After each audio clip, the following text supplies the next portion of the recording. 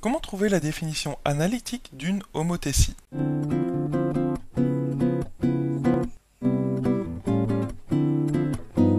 Bonjour et bienvenue sur Star en Maths TV. Aujourd'hui dans l'exercice, nous allons donner la définition analytique d'une homothétie de centre I de coordonnées -4, 1 et de rapport K égale -3.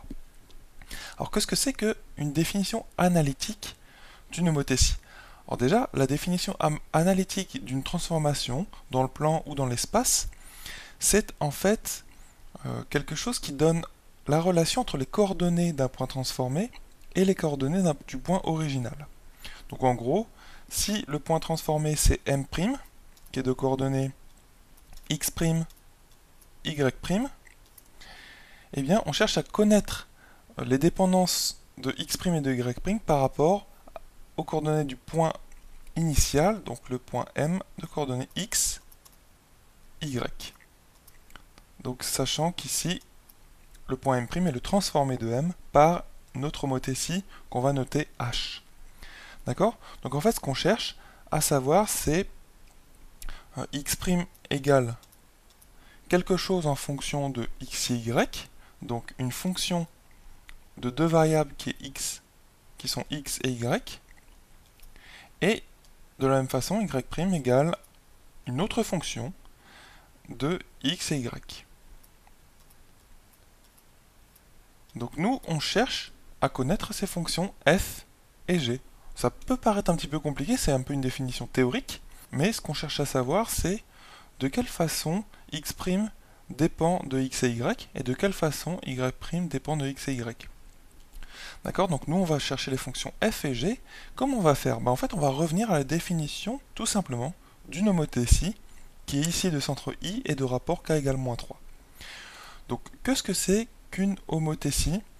Eh bien, nous, ce qu'on va utiliser, c'est la définition vectorielle d'une homothétie, puisque si je prends n'importe quel point M du plan, qui est transformé en M', eh bien, nous, ce qu'on a, puisque l'homothétie H est de centre I, on va avoir IM'.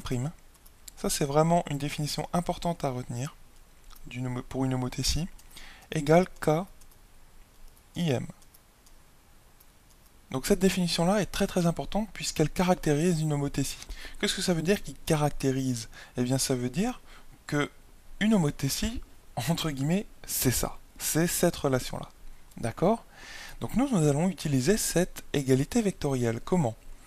Alors, tu connais les coordonnées d'un vecteur. Normalement, tu sais composer les coordonnées d'un vecteur depuis la classe de seconde à peu près.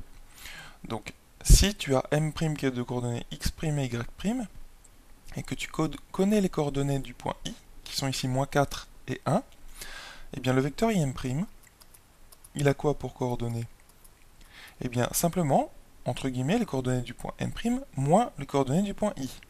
Donc, il a pour coordonnées donc X' moins bien, le X de I, à savoir -4, donc plus 4. D'accord?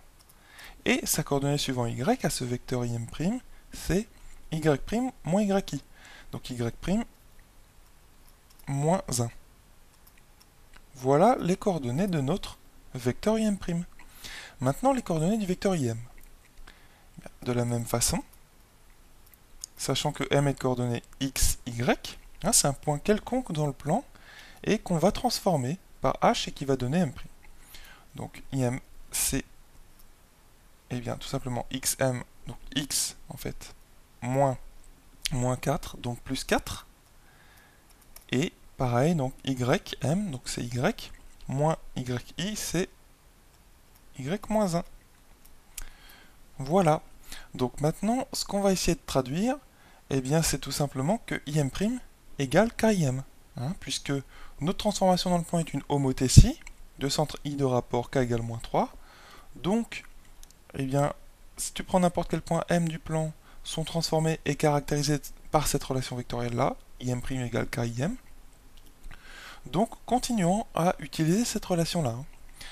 Maintenant qu'on a les coordonnées des vecteurs im' et im, donc j'ai bien fait de les calculer avant, eh bien, ça va être plus simple, puisque ce qu'on va faire, c'est qu'on va vraiment utiliser cette relation vectorielle-là, mais on va l'écrire pour chacune des coordonnées x et y. Donc si on l'écrit suivant l'axe des x, donc au niveau de l'axe des x, on prend la coordonnée suivant x du vecteur im', c'est ça, x' plus 4 égale, mais on sait bien que k c'est moins 3 hein, dans notre exercice, puisque nous on a une homothétie de centre i et de rapport k égale moins 3, on connaît son rapport. Donc ça va être moins 3 fois la coordonnée suivant x du vecteur im. Et la coordonnée suivant x du vecteur im, c'est x plus 4. Donc moins 3 facteur de tout ça, x plus 4.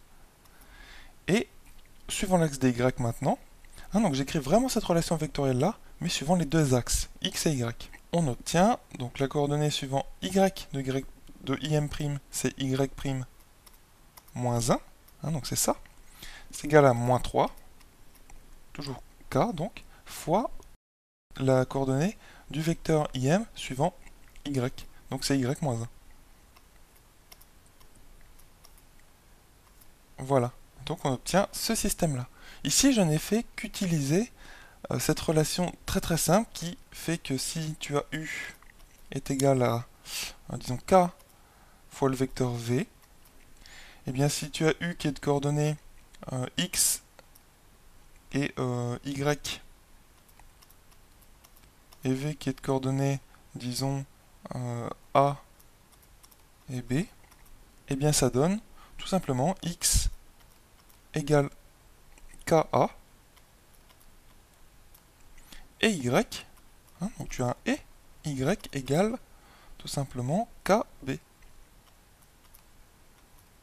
En fait, dire que un vecteur est k fois un autre vecteur, c'est dire que chacune de ces coordonnées est égale à k fois les coordonnées du premier vecteur. C'est exactement ce que j'ai écrit ici. Donc ça, c'est un petit rappel général. Et donc, on l'a appliqué ici. C'est exactement ce qu'on a appliqué ici. C'est pour ça que j'ai écrit, pour aller lentement et bien détailler notre raisonnement, j'ai écrit les coordonnées des vecteurs im' et im avant. Donc une fois qu'on a ça, et bien tu vois qu'on se rapproche très très rapidement d'un système qui ressemble à celui-ci. Puisque, eh bien, plutôt que de garder x' plus 4, on va exprimer x' égale quelque chose. Et de la même façon, y' égale quelque chose.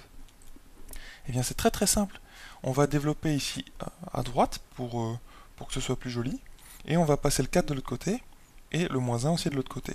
Donc ça va nous donner, finalement, x' est égal donc à moins 3x moins 12, hein, je développe ici, et moins 4. Donc finalement, moins 3x, donc moins 12, moins 4, à savoir moins 16. Voilà. Et au niveau des y, on va voir y', qui est la coordonnée hein, du point transformé suivant y, et bien c'est égal à moins 3y, moins 3 fois moins 1, donc plus 3. Donc déjà moins 3y, donc plus 3 plus 1, hein, puisque je passe le moins 1 de l'autre côté. Donc plus 4. Voilà, donc finalement, nous avons trouvé une relation qui nous donne les coordonnées du point transformé M' en fonction des coordonnées du point qu'on veut transformer, du point M de coordonnées x, y qu'on veut transformer. Donc c'est exactement ce qu'on voulait, c'est ça qu'on appelle une définition analytique d'une transformation dans le plan, et plus particulièrement ici, d'une homothétie.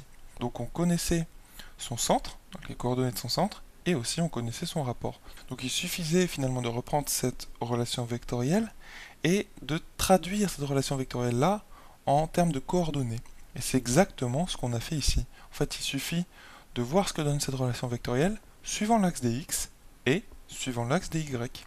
Donc en utilisant cette petite règle de cours dont j'espère que tu te souviens.